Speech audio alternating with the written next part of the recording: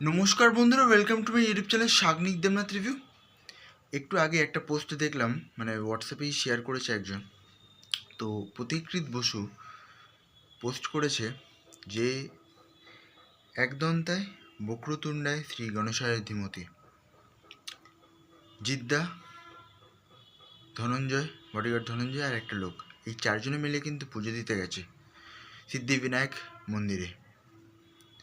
তো আমরা কিন্তু বুঝতেই পারছি যে এটা কিন্তু কেউ বলে বিপ্লবী, কেউ বলে ডাকাতির শুভ মুহূর্ত কিন্তু এইভাবে হয়ে গেল। এটাই হওয়ার ছিল, কেন কি শুটিং আর কিছুদিনের মধ্যে শুরু হবে, অপেক্ষা কিন্তু বেশি দিনের ছিল না।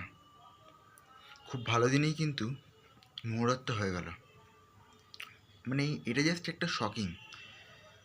অনেকজন ভাবে যে জিদ্দা চলে গেল, এই মুহূর্তে যে একটা যে চলছে ঘটনাটা, সেটার পাশে এসে দাঁড়াতে পারত। যখন জিদ্দার পাশে কেউ দাঁড়াতো না, সেটা কিন্তু সবার ভাবার উচিত ছিল। আজকে সেটাই ঠিক হচ্ছে। জিদ্দা যা প্রজেক্ট আসবে সেটা করে যাবে, সব কিছুই হবে, কিছুর জন্য আটকাবে না। মুহূর্ত হোক, সব কিছুই হোক। আজকের মতো এই পর্যন্তই, দেখা হবে পরের ভিডিওতে। ভালো থাকুন, সুস্থ থাকুন, থ্যাংক ইউ।